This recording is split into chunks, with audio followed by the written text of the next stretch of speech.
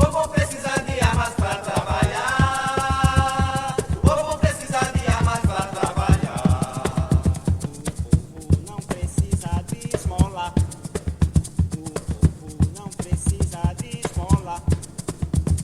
Precisa de justiça pra se afirmar. Precisa de justiça pra se afirmar. O povo não precisa de esmola. O povo não precisa de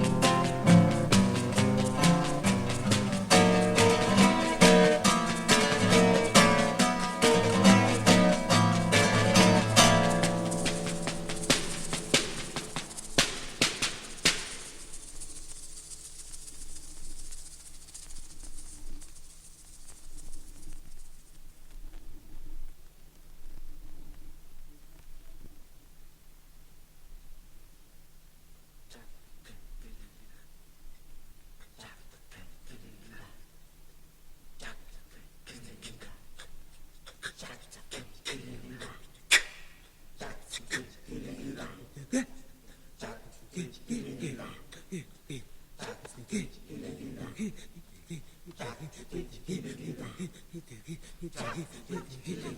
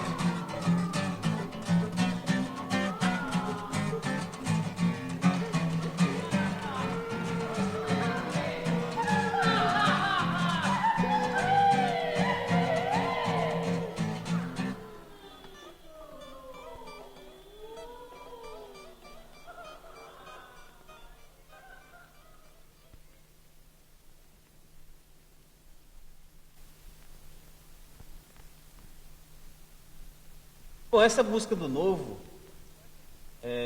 tem interessado muito ao Jaguaribe Carne a partir de 1974, quando a gente começou a participar da realidade cultural da cidade de João Pessoa e se inserir nela de diversas formas, não só musicalmente, mas também poeticamente, enquanto artista plástico, artista gráfico, atuando na frente do sindical, né?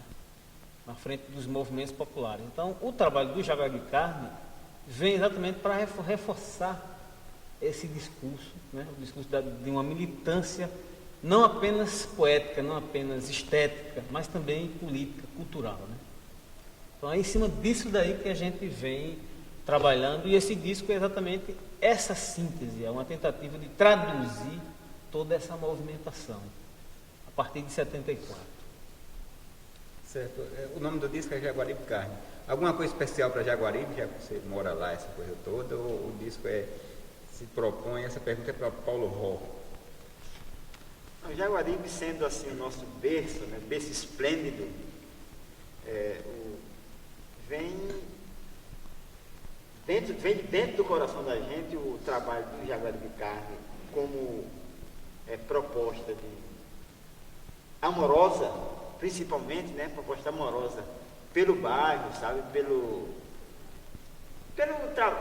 a questão de, como é que eu diria, como você é de Jaguaribe, você sabe que a gente tinha, né, essa coisa do andar pelas ruas de Jaguaribe, da poesia que existia, que hoje em dia já está mais trancada nas televisões, né, não é isso?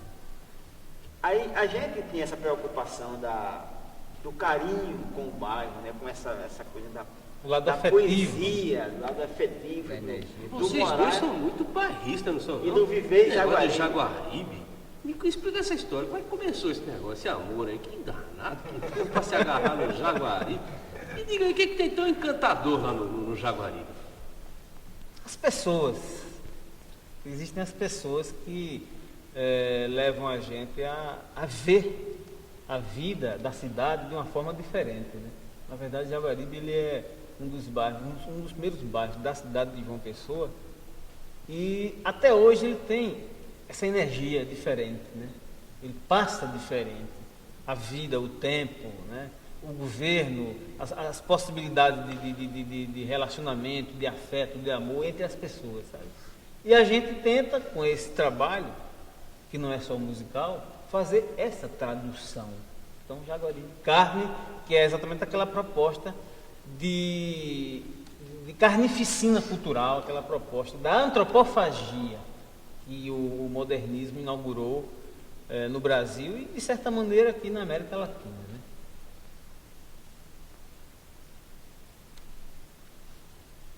Bom, então, o Jaguaribe Carne, ele se caracteriza quase como um canibalismo, né? Canibalismo musical, um canibalismo estético, né? Onde vocês tentam comer, talvez, o que está carcomido, né? na política cultural, né? E talvez vomitar, né? Então, esse vômito, qual a característica que ele tem num momento como este, em que nós temos 32 milhões de miseráveis, de famintos, né? Que existe uma campanha aí contra a miséria e a fome. Então, qual o efeito desse vômito para essa população faminta e para essa política de aculturação?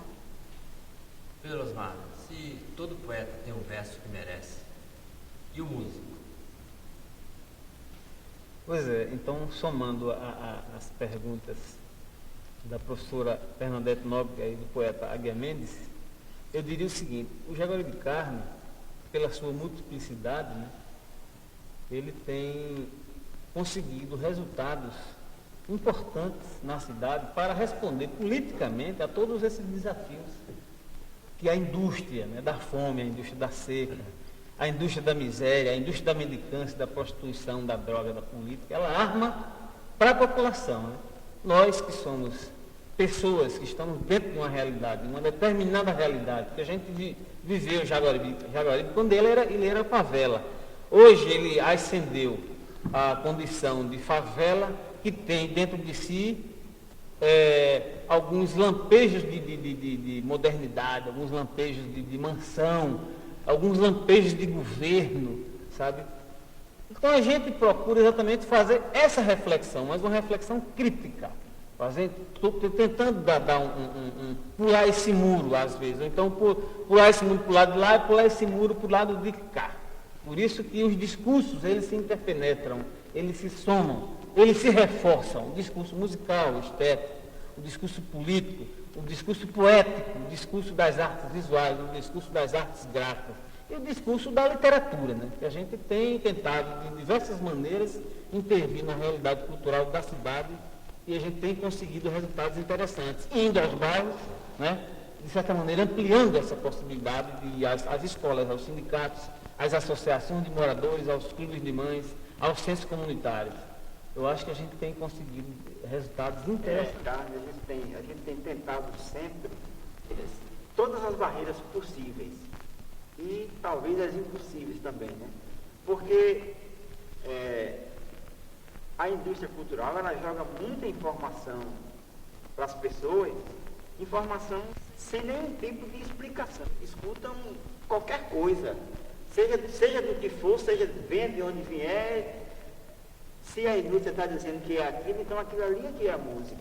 E a música, na verdade, ela fica presa atrás desse muro que a gente sempre tentou e sempre vai tentar pular, vai saltar sempre querer estar mostrando para as pessoas, ultrapassando uma barreira muito grande, que os meios de comunicação são muito fortes, né? A gente fica sempre água mole em pedra dura, tanto bate até que fura, por debaixo Olha, esse é um aspecto do canibalismo que a professora se refere aí. É claro que essa ação não é uma ação tão simples de se fazer. Ela reflete, inclusive, muita dificuldade material, dificuldade mental, o despreparo, né? O despreparo com que as coisas precisam ser feitas, né? A gente tem que ter esse preparo e a gente nem sempre tem esse preparo. Daí você ia, assim, em determinado momento, no bolo, na marra, sabe? Na guerrilha cultural, né? Então, e quanto à proposta estética musical, qual é a proposta dessa década? Porque o Jaguaribe já tem uma história de décadas, na verdade. Agora, para a década de 90, qual é a proposta estética musical? Na parte estética, realmente, não com relação à parte política. Olha, nós ouvimos muito jazz, música erudita, música folclórica, música popular como um todo.